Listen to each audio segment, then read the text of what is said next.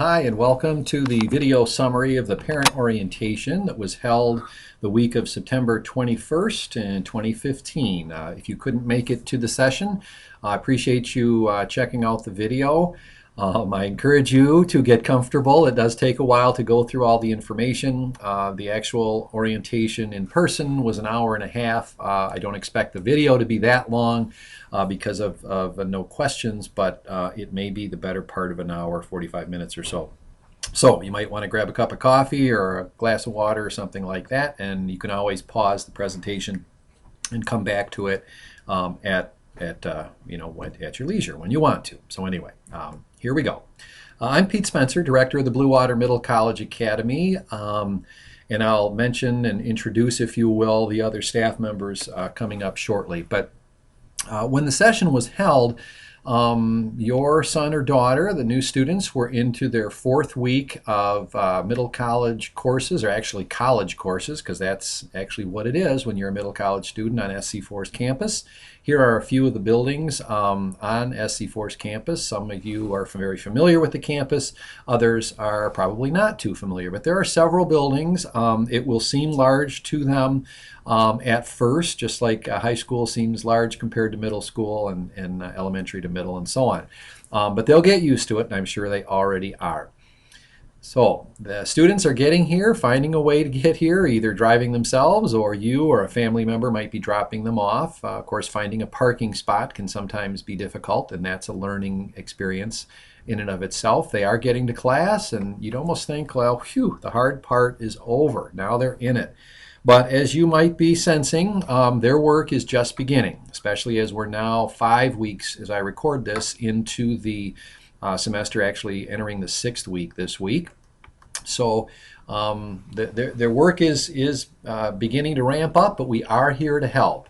The folks that make up the middle college staff include myself, Pete Spencer.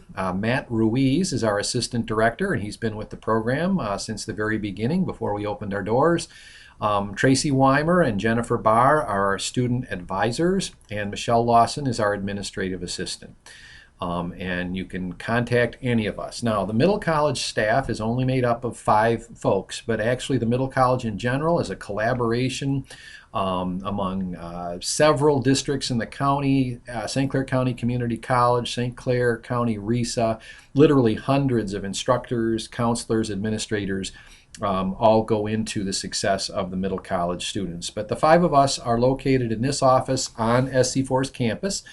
We just moved into the space below, and it has more room for students. You might see off to the left.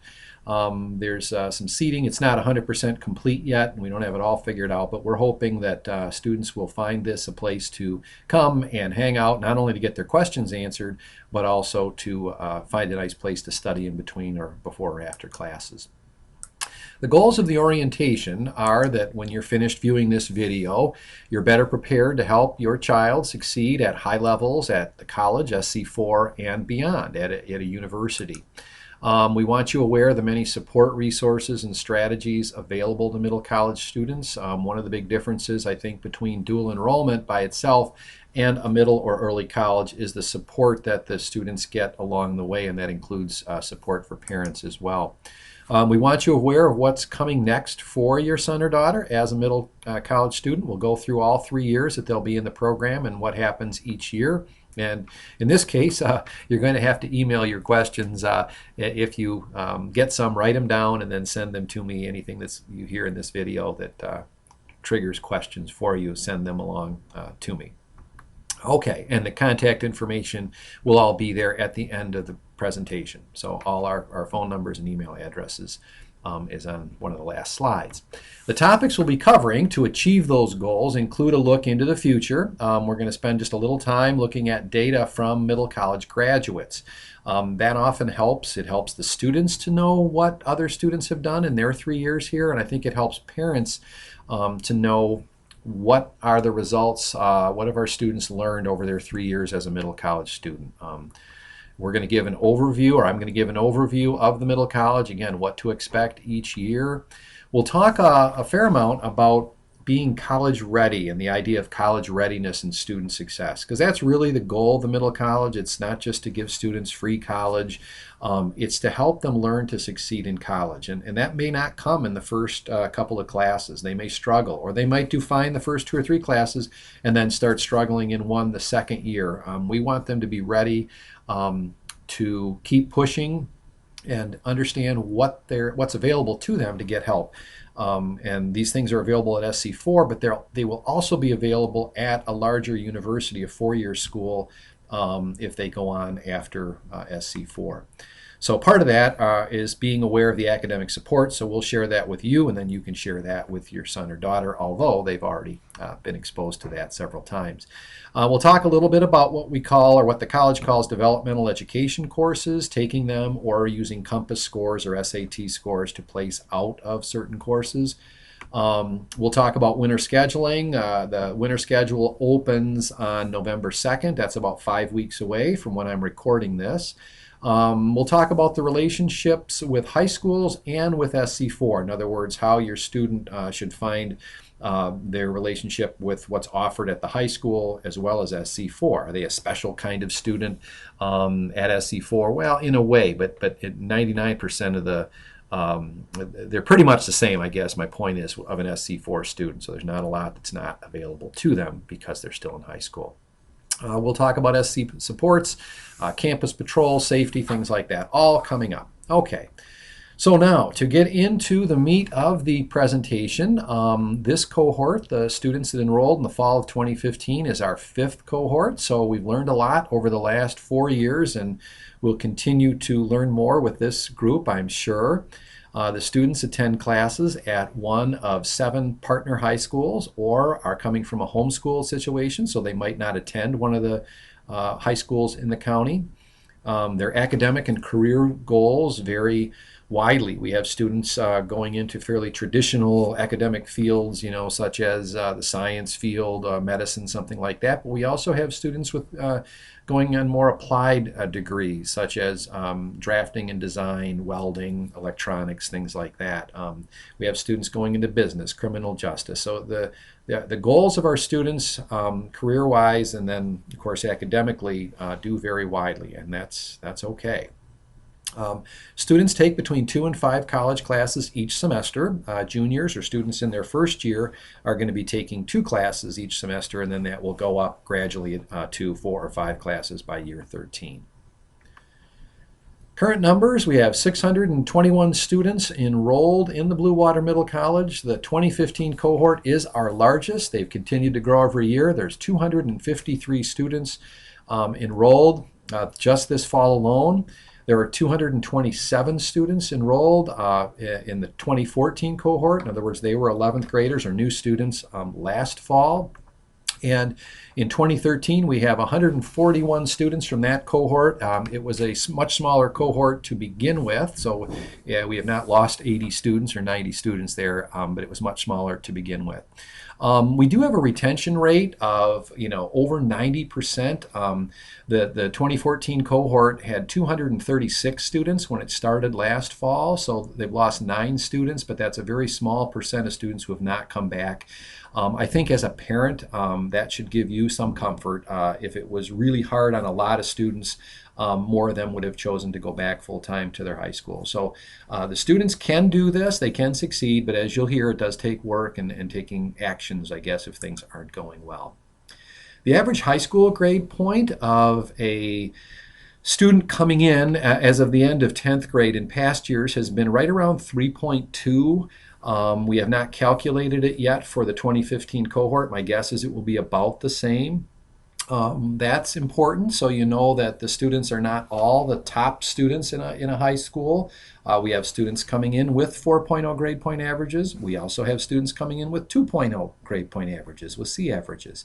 So there's quite a wide mix. I think that's great because the Middle College makes this opportunity available to students of all levels. The average grade point of just pure college classes at SC4 of our students is right around 3.0, and that's an average of our students who just ended their first year, 4 classes, relatively easy classes. but it also includes our students who've ended their third year and final year. And so those are students who have had a full load, 4 or 5 classes of the higher end and more difficult classes. So the students by and large are doing really well and keeping the grade point, the college grade point, similar to what their high school grade point was. So I think that's good news. Some information about our recent graduates. We had 131 students in May that finished up 3 complete years in the middle college. Of those, 68 earned an associate degree. That's 52% of the class actually have an associate degree, and that's 1 year after their date of traditional high school graduation. Looking at the cohort before that, and that was actually a fairly small group of students that were in the program for 3 complete years, almost 60% now have earned an associate degree at SC4. We know that other students didn't complete their degree but went on to a 4-year university for a bachelor's degree, and we don't know yet, we don't have a report of how many of those are making progress towards that bachelor's degree.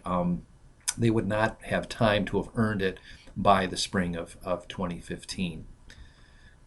This is important, though. If you look at this number of the cohort that graduated in May of 2014, that was just 2 years after their traditional high school graduation. So we have 60% of the students basically with an associate degree that would be right on time if they went full time. Now that sounds like, okay, that sounds about right. But if you think of the countywide degree completion rate, 6 years after high school, only about 33% of the students that enroll in college after high school end up with any kind of degree 6 years out. So I think this is a good thing if we can get 60-70% of our students with a degree, a 2-year degree at least, and then many of those going on for a bachelor's degree. I think that's a good thing, and we'll keep trying to get those numbers up higher and higher. But I think so far so good. On the other hand, it's important as a parent to realize, that 52% or 59% is not all students, and there's a fair amount of students who do not earn their associate degree the same time they're graduating from the middle college. Again, some that's by choice. They've chosen not to complete degree requirements here because they want to maximize transfer to a university. Many other students have gotten a little bit behind pace because of either withdrawing from a class or failing a class.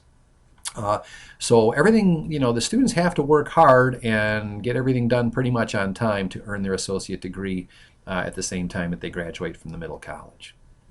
So where are they going after the Blue Water Middle College Academy? Well, you name it, they're pretty much going to schools, universities all over Michigan and even outside of Michigan. We have students in Iowa, Indiana, Ohio. Overall, there are 32 different colleges or universities our students reported in the spring that they were going to be heading to those, or 32 different colleges and a couple branches of the armed services. So this is kind of, again, a snapshot of where your son or daughter might be, 3 years from now. When it comes to credit transfer, we have to rely on student reporting on, how the credits are transferring, how it's helping them at a university. Students who completed the middle college program, in other words, were here for 3 years, earned an average of 58 college credits. So many of them, of course, earning the 62 for the degree or more in some cases.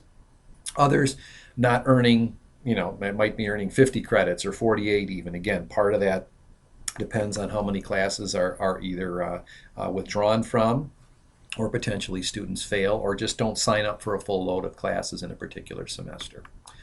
The 2014 graduates who have actually been at a university all last year, we surveyed them and they reported an average of 56 credits transferring to 4-year colleges. In many cases, they said all their courses are 60 or 62 credits transferred. We're also hearing great things of our current graduates, the ones who just graduated, stating that the colleges will be transferring, 2 years worth of credits. And that's our goal, is to have students, it's not always possible, but have as many as we can take courses, pass them with a high enough grade, it has to be a C or better, and then they can transfer hopefully up to 60 credits, and that will save them 2 years of time at a university. Grades do count. Students need to earn a C grade or higher if a university is going to take that course and transfer. And we stress that with the students to keep working hard, especially if you know your grade is in that range of B minus, C plus, C minus, to work hard so it stays above a C, because that can be worth literally thousands of dollars if it slips below a C. So pretty good news from our graduates and students that have been through the program. The question is, with your son or daughter now just in their first few weeks of the program, how do you get there from where they are now? So let's take a look at the 3 years that the students will be in the program. First of all, we want them to start strong, build a solid transcript. They will be building a brand new college transcript at St. Clair County Community College. It is a pure college transcript. It does not mention anywhere that they were a middle college student or a dual enrollment student or a high school student. It's pure college courses, college grade point average. And so we want them to start strong with these classes that are fairly basic, even though they're learning the college, environment. But these are courses that are not that difficult to do well in if they work hard. We want them to learn and practice success skills this year. Often there are things that they have not had to do when it comes to note taking or rewriting notes or studying more throughout the whole semester rather than just before a test. These things that maybe they haven't had to do to succeed in high school, they have to start doing now in college courses. And some of these things will be things they'll have to learn. They're just either might have been taught in high school or middle school but never had to use them. So we're teaching them, introducing them to skills that they can use to succeed in college courses. Practically speaking, we'll be teaching them how to register for classes. That's important. How do you choose classes that will make up requirements for a degree, and then how do you actually go online and register for classes? This is something that will help them, again, when they get onto a university. And just getting comfortable with the college environment, walking around, how to find places to study in between classes, because it's not as rigid as a high school schedule where every 5 minutes the bell rings and you walk to your next class and get started. Students have freedom, a lot of time out of the class, and hopefully they'll get comfortable with spending that time wisely, as well as enjoying being on campus. In March, actually in April, the date of the SAT is in April, but the M-STEP series of tests that all 11th graders must take will be held at the students' partner high school if they're attending one of our partner high schools. So that will take place there. Any homeschool students we have will be taking the SAT and M-STEP tests at St. Clair County Community College. There'll be more information sent as the year goes on. We'll talk about why it's important in particular to do well on the SAT. It used to be the ACT that was offered, but now the students will be taking the SAT, and we'll also have prep sessions for the students. These will be optional, voluntary, but we'll offer several on the different phases of the SAT, and we'll also share just online, basically, points you to resources that you can use to prepare for the SAT test. Well, year 2 comes along. Students will be 12th graders, most of them. We just encourage them to stay strong if they started strongly, or maybe improve academically. They'll have 4 college classes their first year, year 1. They'll be taking 6 in year 2. So it's easy to bring up what would be a low college grade or relatively low grade. You can bring that up with 6 more classes in 12th grade. So we want them to do that.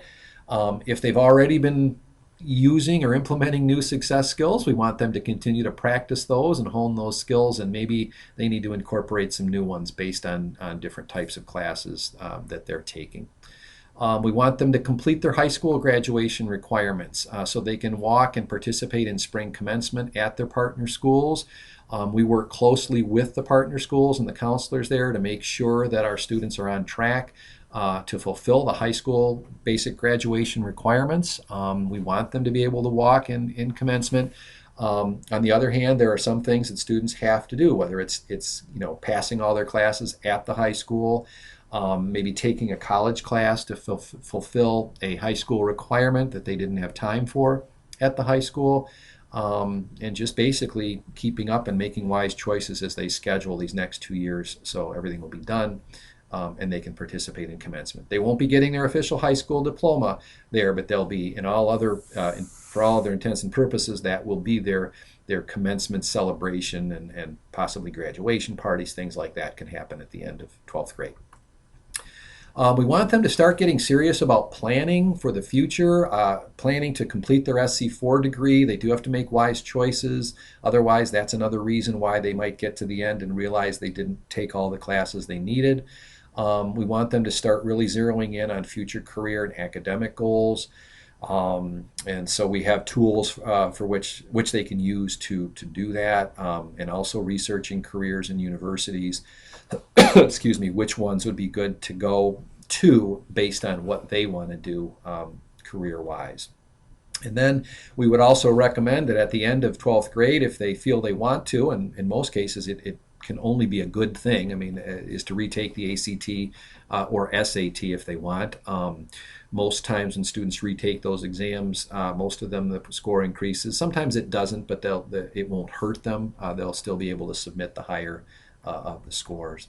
And then finally, in year 3, we certainly hope that they take steps to completing their SC4 degree requirements so they can apply for and be approved for earning their degree in May of that final year that they're with us.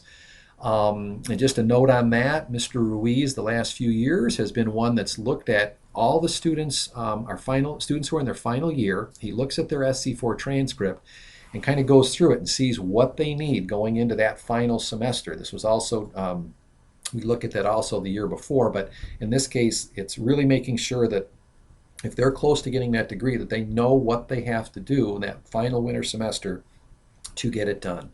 If they can't get it done that final semester, it's not the end of the world. They can take a class or two over the summer, or they can stay at SC4 the following fall and complete the degree.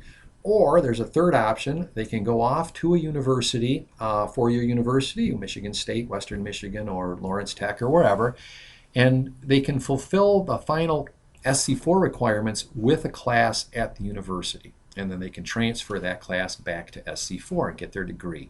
And there's no cost to that. Year 3, we also want them to begin their next steps. Certainly they should be identifying future schools, colleges, universities, professional schools, whatever it might be. Apply to the universities. That happens in the fall of year 13.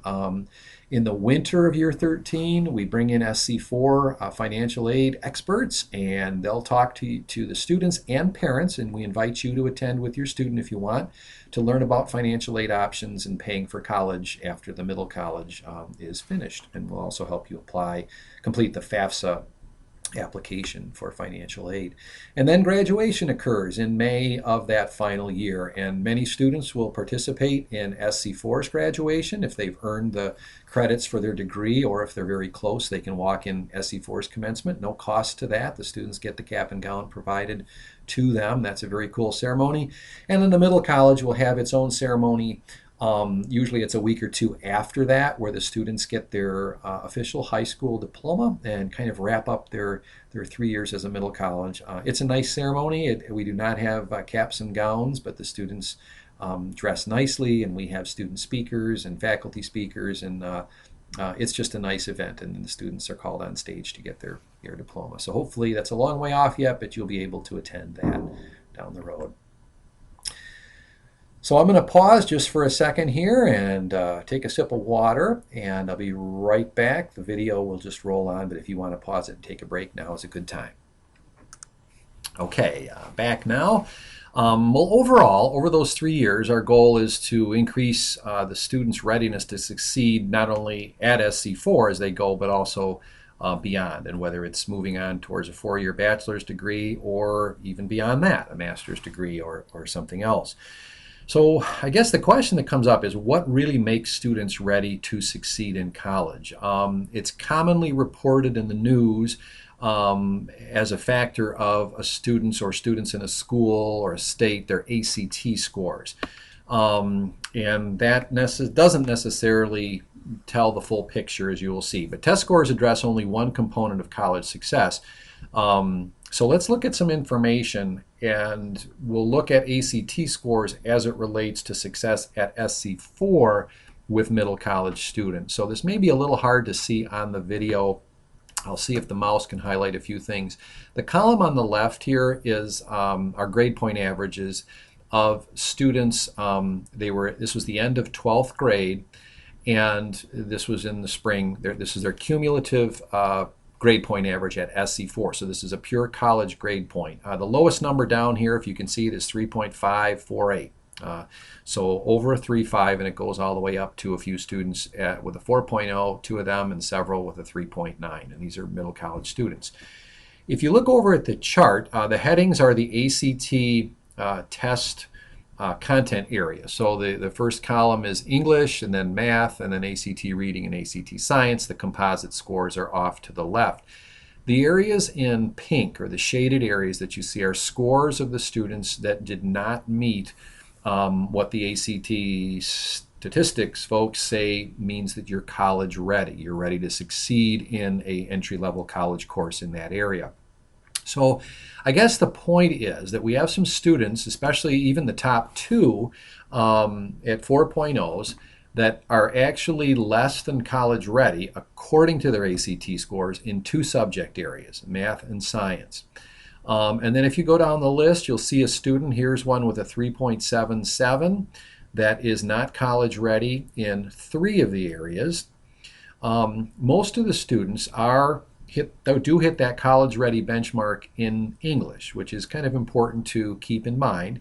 But here are some students as well that have very low, relatively low English scores on the ACT of 14, and yet the college grade after 10 classes, the college GPA is over 3.6. And then a couple other students who are in the they have 16s, and yet they're still above a 3.5. So I guess the message there is we tend to define being college ready in terms of courses taken at high school, such as advanced placement courses, but also scores on the national tests like ACT and SAT.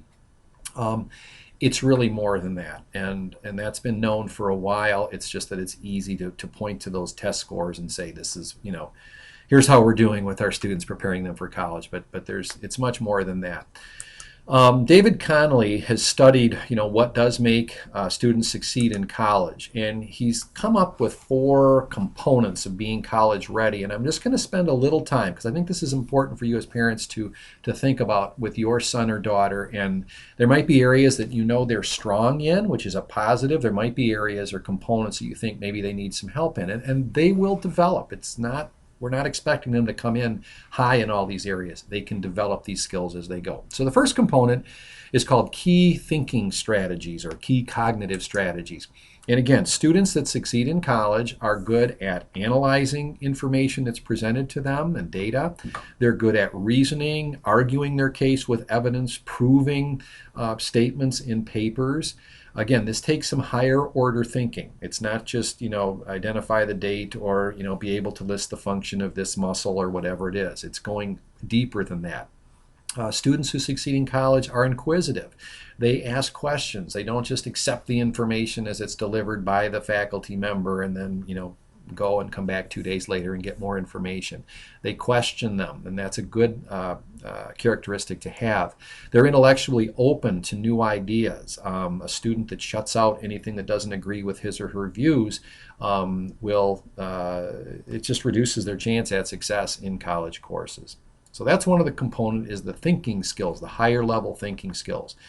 Key content knowledge is the area where the ACT or SAT tests would come into play. And in other words, a student that can write well, they have good grammar and a larger vocabulary, that does come into play in getting a higher grade on papers and so on. So key content knowledge in math, science, writing, and so on is important. It does play a role in success in college. But this is an area where students can get the help from their instructor, from a writing center, from the achievement center, and the math center at SC4, and so they can get help with this.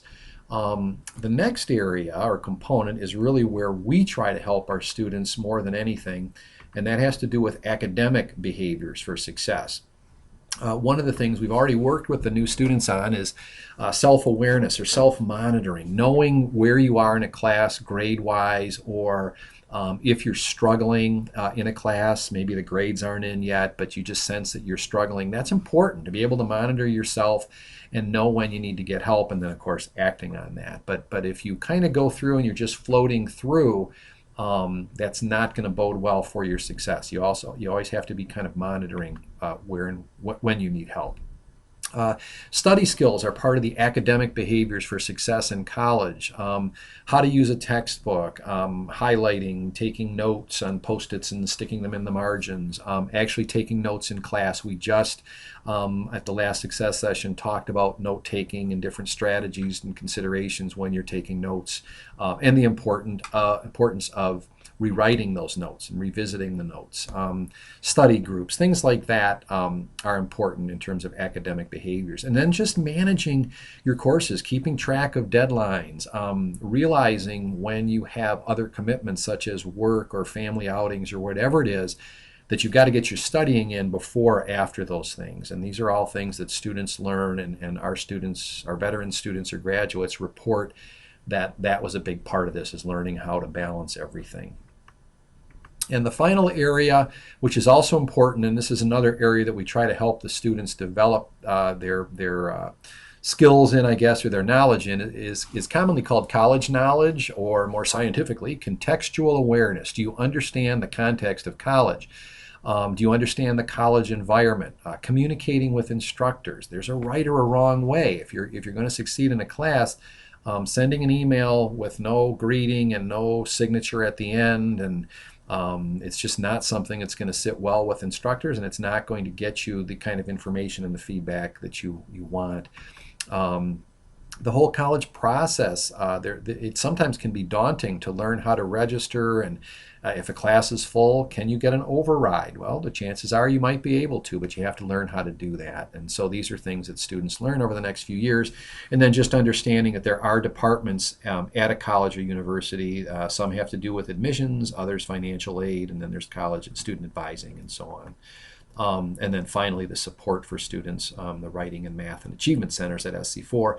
And just knowing where they are at SC4 is one thing, but also knowing that when they get on up to Ferris State or Northern Michigan University or Michigan Tech or wherever they go, there's going to be similar places there. And sometimes they're built right into the dormitories. At Michigan State, for example, has supports right there. And so students just have to know the support's going to be there. I have to seek it out and use it when I need it. So that's a little bit about college readiness. Think about where your son or daughter falls in those different areas, and maybe they've got some work to do, and they will. They'll progress over the years. So how ready do you have to be? Well, to complete a degree at SC4, you need a cumulative grade point of at least a C, a 2.0, to earn the degree. Okay, so that's average. If a student fails a class, well, of course that won't count, but if they even do a D in a class, they earn a D, that class will still count. It will fulfill that requirement. They'll get those credits. It's just that it will start to pull their grade point down. As long as they can balance it off with other higher grades, that they'll be okay. Now, the college has what they call a satisfactory academic progress policy. If a student's cumulative college GPA drops below 2.0, the student is placed on academic warning status. That can happen as early as the end of their first semester. So if your son or daughter, if the grade point drops or is below a 2.0 at the end of this fall semester, they will be placed on academic warning status.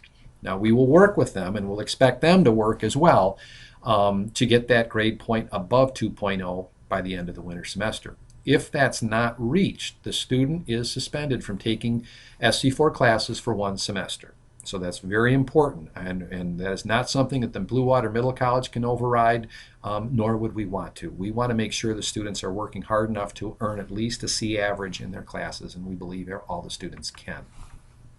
When it comes to credit transfer, that C average again shows up.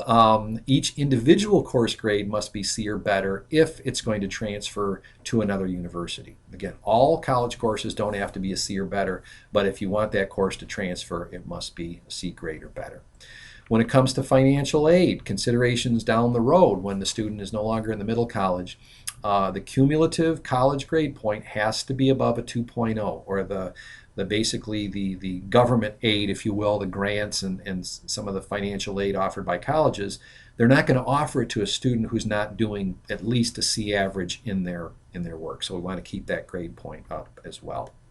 You also need to complete 2/3 of your classes, or 67% of your classes. For most students, that's not a problem, but for students who want to withdraw from classes, that's considered a non-completion. If they fail a class, that's considered non-completion, and those can start to build up.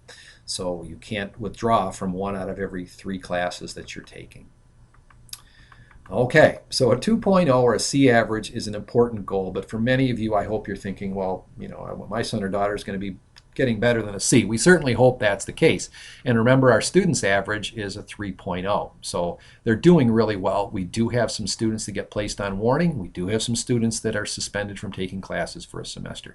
But let's aim higher. So let's look at a couple of colleges' next steps. We want the high school grade point average to be above 3, and if not, closer to 3.5 or so. The college courses get factored in along with their high school courses from freshman year. We use that to calculate their high school grade point average. So this is some information from Michigan State a couple of years ago, their freshman profile. It's important to realize the asterisk says that these scores are for the middle 50% of the freshman class. So that means 25% of the students were actually higher than 3.9 to 4.0, if you will, or 3.9. On the other hand, 25% were below a 3.4. And so it doesn't mean you have to have a 3.4 in high school to get into Michigan State, but it's fairly rigorous to get in there.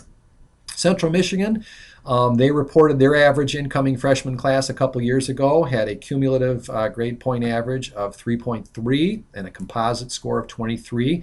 Again, this is an average. There would be students accepted with a 3.1 and possibly a composite of a 21.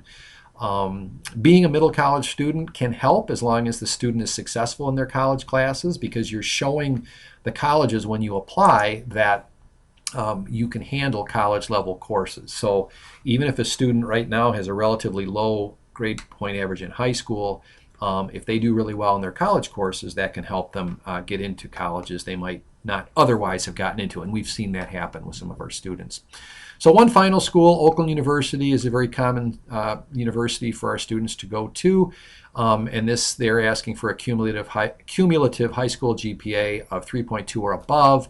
However, they say applicants with a cumulative GPA below 3.2 but above 2.5 may be admitted after consideration of the quality of academic preparation. And that's where I think middle college students can really make a case that if they do well, if they have around a B average in multiple college courses, 8 or 10 college courses by the time they apply, they can use that information to help them get accepted into a university or college. So what do we do? What does the middle college do to help students become college ready? Some of these things you've heard about, others may be new to you, but first of all, we require all students to take the course, an SC4 college course called College Success. It's a 2-credit course, SD 140. We require them to attend success sessions. They're not weekly. There are 4 for 11th graders or the new cohort this fall, and then it tends to tail off in 12th grade and year 13. There's basically 1, maybe 2 success sessions a semester. So, but there's a lot of things we're trying to teach them up front, so we're providing a lot of those supports this first semester. A lot of the best work we do is through individual meetings and planning and support with students. We don't require every student to come in every semester and meet with us. Many students do fine on their own, but the ones that we see more regularly are likely to make better decisions when scheduling and planning and so on. And just so you know, as a parent or guardian of our students, you're welcome to attend with your student. Don't be shy about that. Yes, we want to transfer them to doing these things on their own, because ultimately if they go away to a college in a few years, they will be doing it on their own. But it's totally okay if you want to come in and hear about the plans, the opportunities for them. So don't hesitate to contact us and set up an appointment. We make direct contact with students and parents when students are struggling. And those occur when early alert grades are posted, which actually, as I record this, it'll just be about a week from now. I think October 5th or 6th is when the college instructors must post an early alert grade. We get a report of that grade for all our students, all their grades, and for any student who is earning a C- or less in a class, we will contact both the student and you as one of the parents. We'll do our best. Often it's through email and then a follow-up phone call. But if you get a voicemail, we have a lot of calls to make. Make sure that you get back in touch with us, please. And in some cases, we require students to come in and meet with us. And sometimes it's once a week, and then it can go to once every other week. And once they're on track, they don't have to. The other way that middle colleges in general help students become college ready is that students are gradually transitioning into college classes. They start with 2 classes in the fall, very basic classes, relatively easy, another 2 in the winter, and then it gradually builds. So it's not as if they're all high school through 12th grade and then suddenly there are 4 or 5 college classes at a university. So just the nature, the structure of the middle college itself helps students to transition successfully into college. So a little bit more information on the success sessions, because sometimes parents like, do we really need to have the students go there? And students might not want to attend. They will help students succeed at higher levels. They address some of the college success components we were talking about, the behaviors of successful students, the specific strategies, but also the college processes and departments and things like that. Students who attend them will do better. It's just, it makes sense that if you're there hearing this information, this background information, not specific content in chemistry or political science or whatever, but the whole idea of what it takes to succeed in college and some tips and strategies, the students are going to do better. Students are required to participate in at least 75% of the success session offerings to graduate. Also, each semester there are requirements. The student must either attend or view a video summary of the session, including an assignment they'll have to submit if they do not attend. And in certain cases, if they're not doing that, then they won't be allowed to register for classes until they get caught up in that. So what are the success sessions? Well, again, they're Friday afternoons.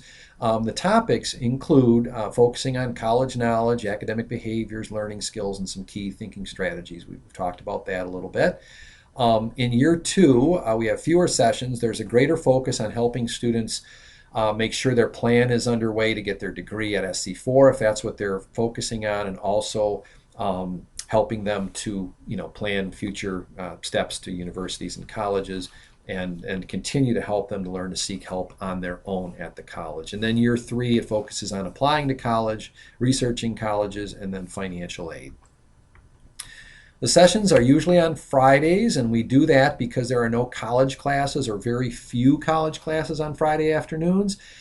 So we know that students are available in terms of not having college classes. We usually offer them 2 times, sometimes even 3 times. Usually there's an early and a later session on Friday afternoon, so if students can't get here by 1 o'clock, they can come to the 3 o'clock session. And they're usually in room 201 of the McKenzie building. The students are learning where that is. And as I mentioned, there's a video summary with an assignment following the session if a student can't make it in person. So just an example I shared with the parents at the session, our Friday, September 11th session, which was the first one of the year, we talked about the difference between college and high school. It's important for them to see the difference and be aware of the differences. They have to act differently at the 2, and it's not all behavior, although that's part of it, but also in terms of taking notes and things. So I won't go into all that, but that was an interesting discussion, and they submitted some neat feedback I might be sharing via email. We taught them how to calculate grades. Knowing where you stand is part of that self-awareness. And in the past, as you know, as a parent, you can log into Parent Connect, and students have Student Connect, and they can see their grades, and it's all calculated automatically. That's usually not done in a college classroom. So they have to be able to say, all right, I've got 3 homework assignments at 10 points each, and 1 paper that's going to be worth 20% of the grade, and they have to understand how to get a good, accurate view of where they stand in terms of grades. We talked about academic supports available at SC4. We'd already done that at the orientation, but we wanted to reiterate it because now they were underway in their classes.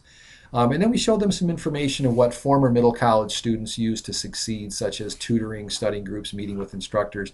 I think it was important to see the amount of time students reported getting these helps. Most students, when they come out of high school, have not had to use tutors and have not studied in groups, but it really was effective and is effective for college students. Okay, we're getting closer to the end now. There will be a section shortly on SC4 coming up and what they offer in particular on campus.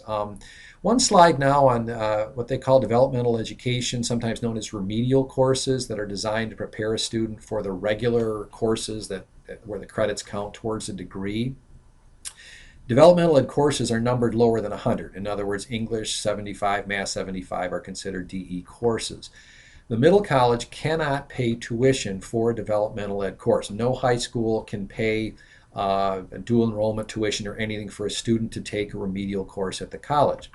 So what we want to do is work with all of our students that through their COMPASS testing has currently placed them into a developmental ed courses. We want to help them to try to test beyond that into a credit-bearing course, such as English 101, Math 102, Math 110, and so on.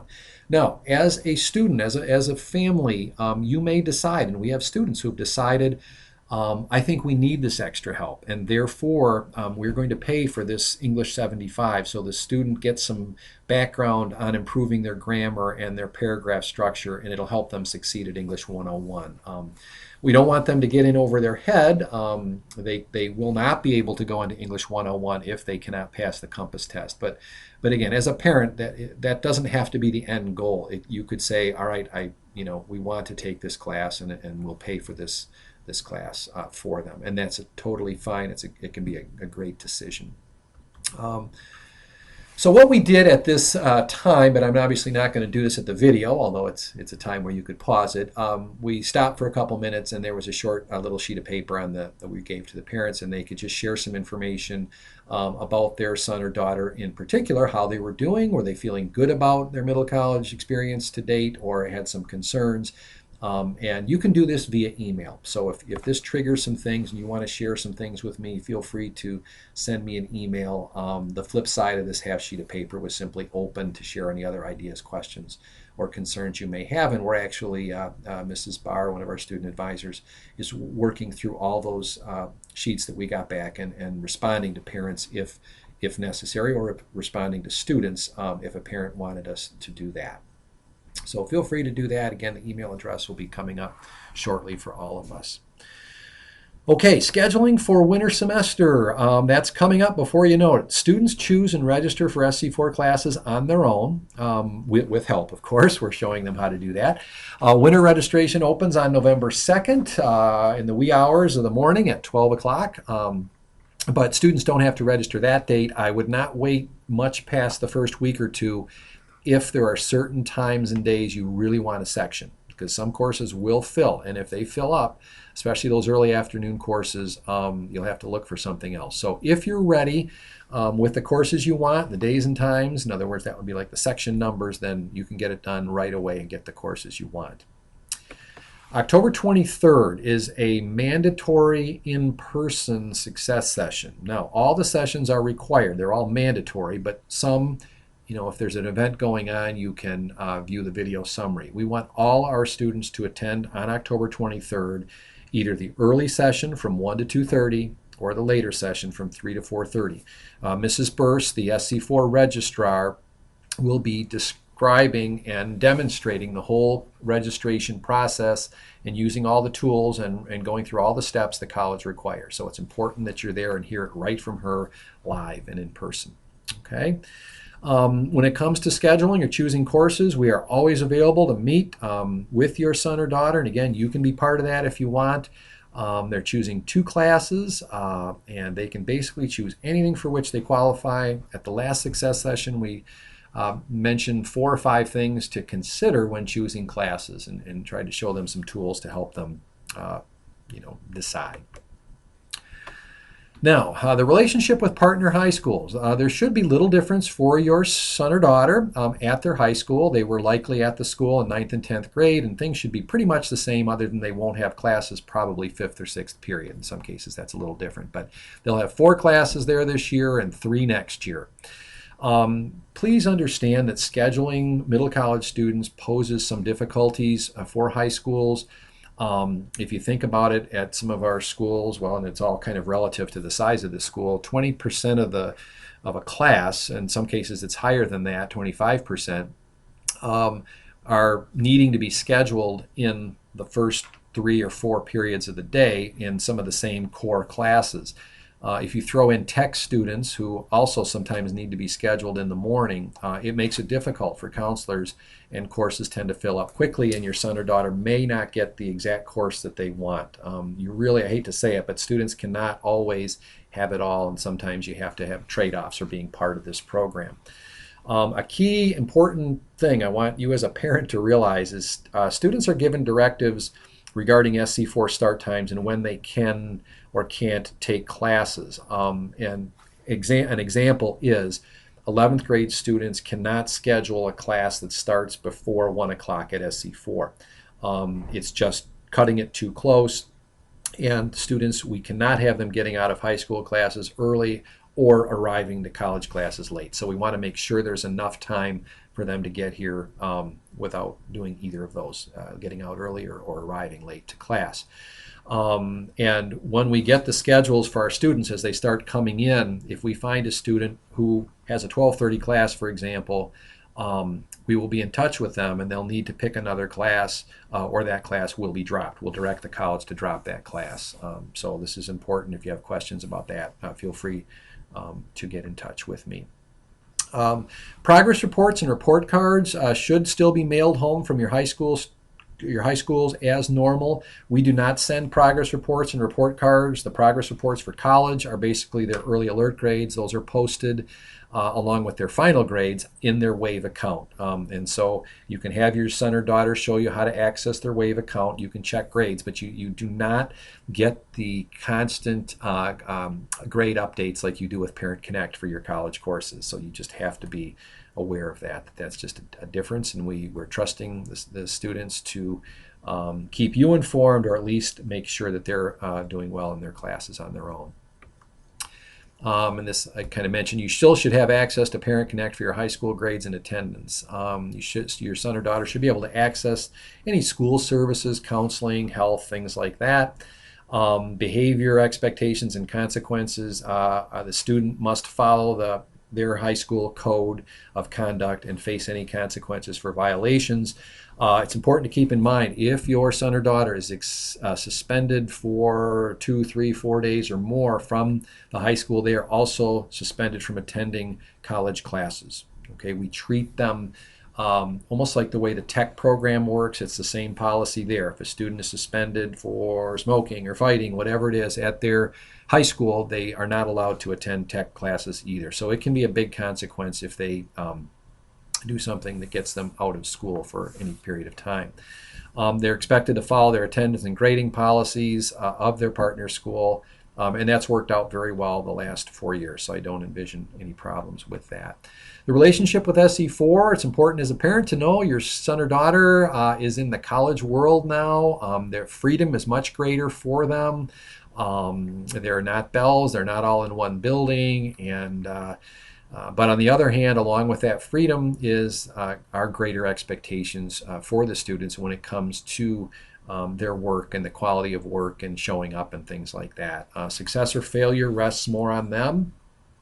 It will do that in the future anyway. We can't stop that from happening. But you guys chose to enter this world a little bit earlier for part of the day. And so we want to support them, help them become aware, certainly talk to your son or daughter to try to find out and get a read for how they're doing and if they need help. But ultimately, it really rests on their shoulders. The role of you guys as parents or guardians is greatly reduced. We do have students sign a FERPA waiver. FERPA is an Educational Privacy Act, a federal act. Colleges treat all their students as if they're adults, and they will not give any information out to anyone unless that waiver has been signed. And that is not for you to call an instructor and ask how my son or daughter is doing. Please call us in the Middle College if there's a concern. We'll tell you how to proceed, or we'll try to get the information for you, and in some cases we may not get the information that you want. And that goes to the second bullet on communications with SC4 faculty. When we first, the idea of the Middle College was just getting underway, it was very clear by the college, and this is true of all post-secondary partners across the state, that parents are not to contact instructors directly. We're trying to help the students learn how to advocate for themselves. If there's an issue that you're concerned about, and this sometimes happens, then come to us. We'll talk to you about steps that your son or daughter can take. We can act as a liaison with the university to help with issues like that. But please do not contact SC4 faculty by email or phone. You do play an important role, though, and that is gauging when your son or daughter needs help and seeing that they take the steps, contacting us or talking to the instructor or whatever it is. But we want to help them to learn to succeed. Okay, I'm going to take another short break and then we'll finish up with some slides about SC4 in general. Okay, to kind of wrap up the orientation, the parent orientation presentation, I want to share some information that was presented to students during orientation by Mrs. Carrie Burse, the SC4 registrar, and I think it'll be helpful for you to know what's available on campus because your son or daughter will be spending a lot of time there over the next few years. And so these are her slides. I did add this piece right here in red. It says 25% of SC4 students are current high school students, and most of those are Blue Water Middle College Academy students. But she made it a point, without actually putting that data up there, that they are glad you're on campus. 25%, 1 in 4 students are high school students taking college classes. Just so you know, as a parent, your child, who still may look young to you, doesn't really look that young or stand out on the college campus, and they're getting it done. I'll share a little information at the end about grades, but the kids are doing well. All the high school students, including the middle college students, are succeeding. She shared some dates, and she states it's your responsibility to understand and follow the deadlines. Again, early alert grades are posted Monday, October 5th. The withdraw deadline for 16-week classes, which are normal length classes, is Saturday, November 14th. Just a little bit about that. If your son or daughter is really struggling in a class and risking failing the class, and we're looking at early November, then you may want to talk to us about the possibility of withdrawing. Otherwise, I advise the students strongly against that. Even if you can pass the class with a D, when you withdraw from a class, it puts at risk your ability to complete the degree on time, and it just is a W on your transcript and everything. So a key is right now, if your son or daughter is saying something like, oh, I just can't do this class, they can. It's just that action has to be taken and extra work has to be put in. And 9 times out of 10, they can succeed, and they'll actually learn a lot by digging in and succeeding in a tough class. Winter registration, as we mentioned, opens on Monday, November 2nd, and final exam week at the college is the 14th through the 18th. So classes will finish whenever your child's last exam is that week. It may be as early as December 15th, and they'll be out of college classes then. Mrs. Burse showed a few different screenshots of online homes for the SC4 students. This is the most important one. This is called their portal. And students log into here. They can get email. If they don't get it on their iPad, they can read it in this section right here. They click this and it opens up an email window.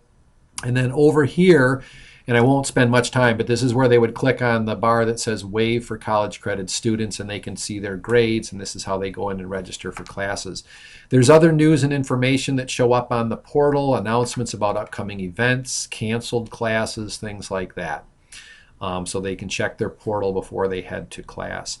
This is the Facebook page over in the lower left for SC4. If you're a Facebook user, I encourage you to find and like SC4's page, because you'll get announcements of upcoming college visits and things like that, university visits from university admission reps. And then they have a Twitter feed. So if you're really out there with Twitter, you can follow them and again get some information fed your way. Many of our students, our new students, have received their skipper's card. In some cases, it's the official card that looks like this. In other cases, it's a temporary card because the student is not or was not 16 years old when the semester began. But ultimately, everyone will get a card that looks like a credit card, but rest assured, it is not a credit card.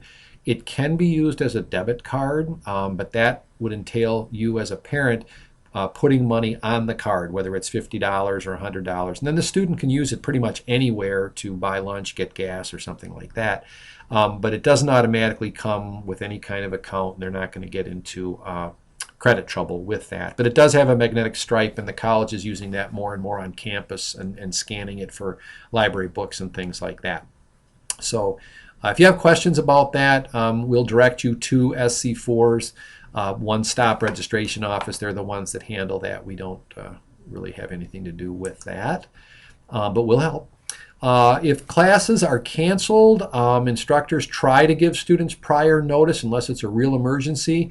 Many of our students are coming a long way. They're not living on campus, and so it's a good idea to every time before you head out, the student can check this mobile app that Mrs. Burst talked about. I didn't put that in this presentation, but it's called Ellucian Go, and the students will have information on that. So that will have cancellations. The portal will have cancellations, and I didn't put it on here, but they can also sign up.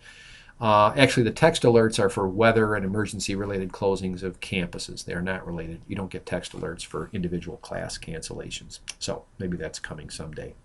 But anyway, it's wise for the students to check ahead of time. It doesn't happen a lot, but it does happen, and so they could at least find out ahead of time that their class is canceled.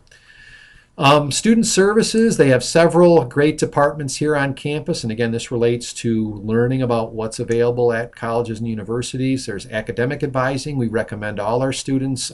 It doesn't have to be in 11th grade. It can be, but definitely when you get into 12th grade, they should be meeting with an SC4 academic advisor at least once a year, if not once each semester. Any registration problems you might have, if you do get a bill for anything from the college, let us know. It's usually a mistake that was made. And just any other, like the ID card and things like that, they'll help you. And it's actually, the room is not 123 anymore. That's our current room of the Applied Tech Center. They're actually in the M Tech building, the new building, a relatively new building on campus at the corner of Erie and Glenwood Streets. Financial aid is also in that area, so they moved back in April, and I never changed this slide. Sorry about that. So they're in MTech as well, and they're all over in that one building. Academic support, these services are free. You can use them for college classes. You can actually use them for high school classes too. Students throughout the county can come here. The Achievement Center, the students know about this. They were shown these places during the tour, but there's an Achievement Center where they can get help in any class on campus. There's a writing center where they can get help in writing, but it can be for any class. It doesn't have to be writing for an English class. It could be for a political science paper, and they can come in and get some ideas for that. There's a math center, and then the library has tutoring after the Achievement Center closes at 4:30. Then there's tutors in the evening in the library.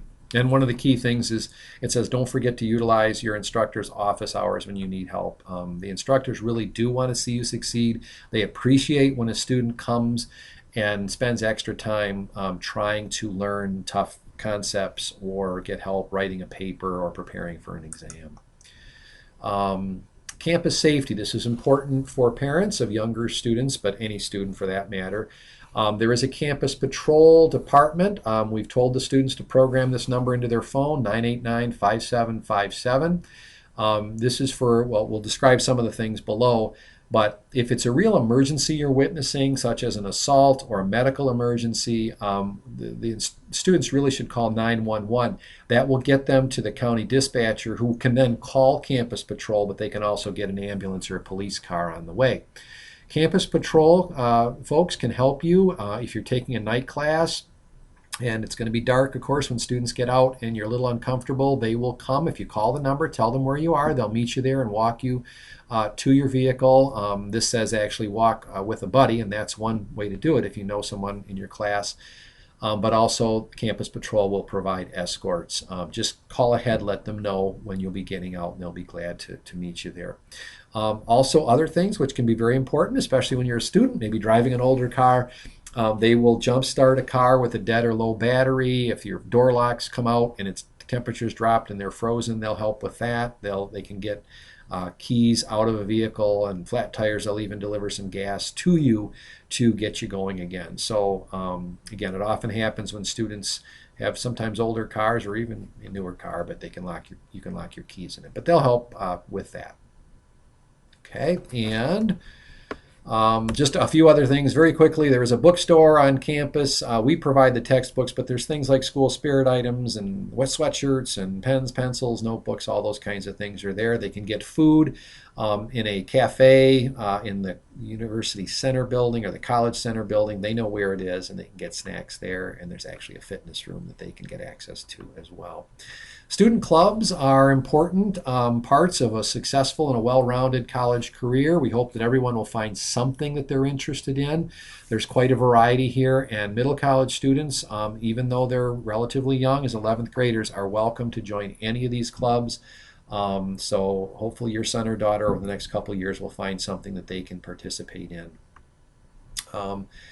Getting close to the end, SC4, like our partner high schools, has a code of conduct, and basically, as Mrs. Burse will explain, most of these things are pretty common sense that you wouldn't expect to see anyone doing on campus, or if you did, they would probably get in trouble. A key one to point out to you guys is dishonesty when it comes to academic in terms of plagiarism. A student can get kicked out of a class just like that if they're caught plagiarizing or copying a paper. The consequences in college are severe, and if you've paid for a class and you're caught plagiarizing a paper, you can be kicked out of that class, you lose your money, take an E in the class, and it's just severe. So stress to your students, do the work, take a low grade if you have to, if you haven't completed the assignment, but do not copy someone else's papers or assignments.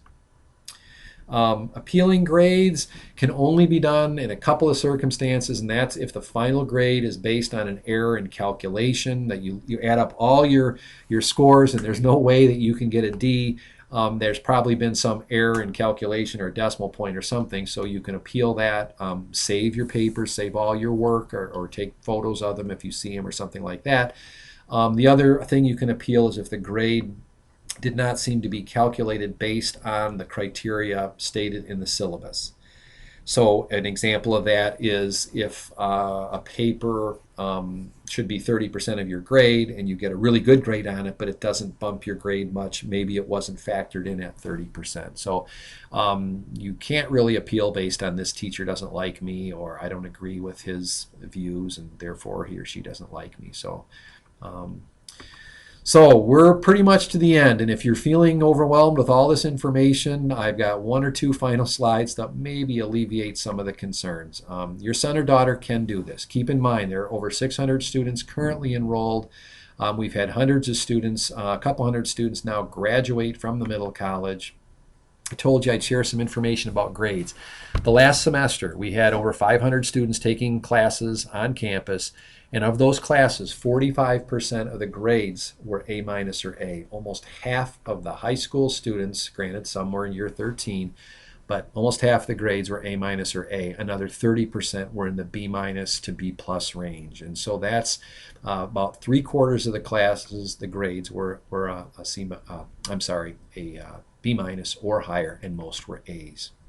And I mentioned this earlier, over 96% of last year's 11th graders returned for year 2. That's a good thing. It's not for everyone, and if it's not for your son or daughter, they can return to their high school. It's okay. But the fact that most of the students are continuing, I think, is a good thing, with over 90% returning for a third year.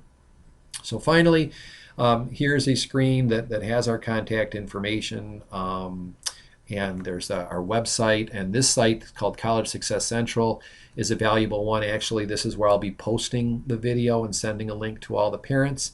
So I invite you to explore this site and maybe check out some of the Success Session videos so you can see what your son or daughter is learning. So with that, I will say thank you very much for viewing, and if you have questions, feel free to email them or give me a call. Okay, thank you.